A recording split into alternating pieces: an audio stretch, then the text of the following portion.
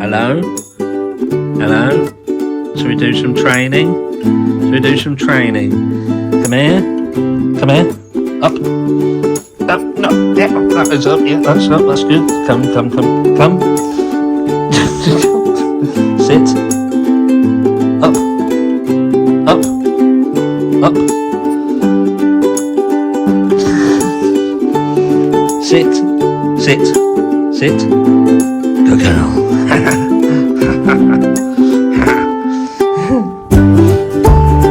Good day training. Bye. Say bye. Well, hello there. How is everyone? I hope you're all well on this fabulous Friday. That's it, baby. It's Friday. We made it. We made it through the week and you're looking amazing for it. Another week that's been kind to you. But anyway, let's get on with the meat and potatoes because we've got a bit to talk about. And this is a little bit of a rant because more and more I hear people who are, I guess they're just unwilling to look into the Brian Kohberger case with open eyes. So many people with such a closed off way of viewing everything. You know, we've got creators out there, which I appreciate. They've kind of gone down a certain direction where their thought process is guilty. They're unwilling to look at anything that would raise questions of that. They won't dare touch anything that doesn't seem to, I don't know, add credence to their theory, their thought process. And I think that's quite damaging because there's people who rarely buy into these creators and what they say and how they feel, and they only then get half the story.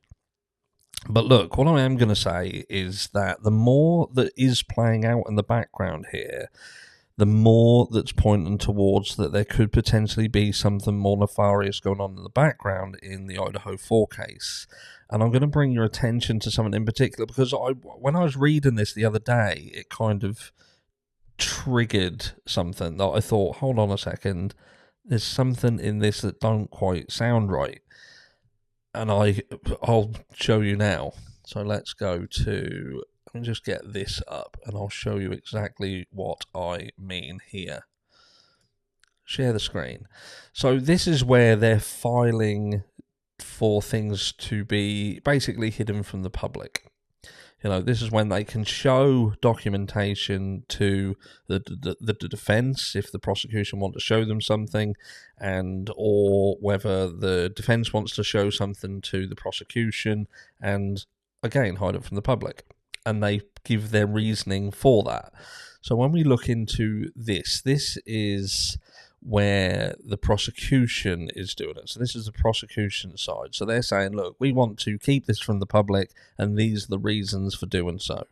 So they're saying that it would interfere with enforcement proceedings, deprive a person of a right to a fair trial or impartial adjudication, constitute an unwarranted invasion of personal privacy, disclose the identity of a confidential source, and or disclose investigative techniques and procedures.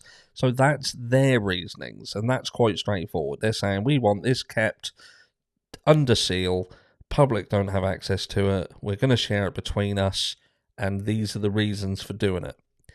And you will notice in a second that there's one important factor that's been missing from this. So that's their reasonings. And then we have this other documentation, which is this one here, which is, let me go to, is it this one here? No, let's go back to this one. And here we go here. So this is another one. So comes now Brian C. Kohberger, barring for his attorney, N.C. Taylor, public defender, hereby moves the court for an order to file Exhibit F of Defendant 7 supplemental request for the discovery under seal.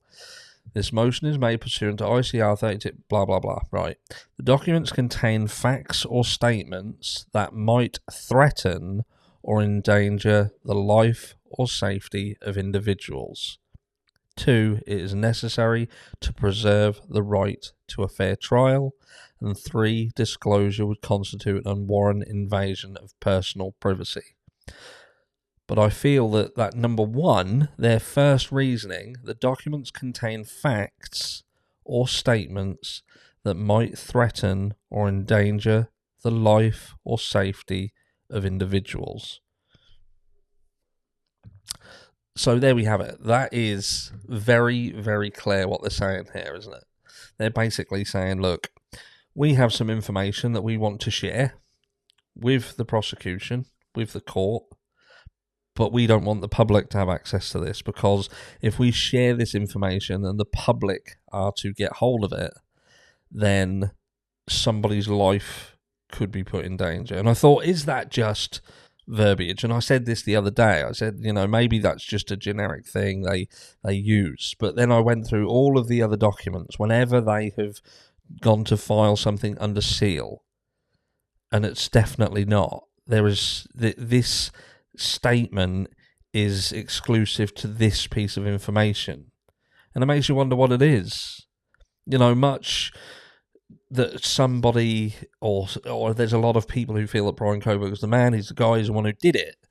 We have to consider, or we should consider, we don't have to, but if we're decent human beings, and again, I say this a lot, and if you believe in the constitutional rights of the American people, then you should believe that there is a possibility that Brian Coburg is innocent, because that's his constitutional rights. Until he is proven guilty by a jury of his peers and proven beyond a reasonable doubt, then he should be given the thought process should be that he could be innocent. And if he is innocent, someone else is guilty. And that does then feed into the fact that, look, if he's innocent, then there is a killer out there. Even if he was involved in this, say he was just a driver, like many of us have felt that he was part of a bigger machine, part of a bigger picture. Looks more of a driver than a killer to me, certainly. And there's certainly people on the peripheral of this case that I would say have more of an ability to carry out this crime in the manner with which we're led to believe it happened than Brian Coburg. And look, I'm not going to say that I'm naive enough to feel like I know everything about Brian, but what I'm saying is what I do know through the documentation that we've seen, and when we've seen him interacting with the likes of law enforcement twice, he doesn't... You get my point. I haven't seen enough to convict him beyond a reasonable doubt. So I am in the belief that someone else could be there that's dangerous. And we also know that people around this case have left this area and haven't returned. We know the likes of Jack Showalter, for instance. He very quickly left the area, went to Kenya, and never come back. The surviving roommates have gone off-grid. They haven't come back. And you think to yourself, why are these people, if they believe that the person who did this is locked away, then what are people afraid of? When they're making statements like this within court documents, that there's information that could put someone's life at risk, who are they scared of? Let me know down below, and I'll catch you all in the next one.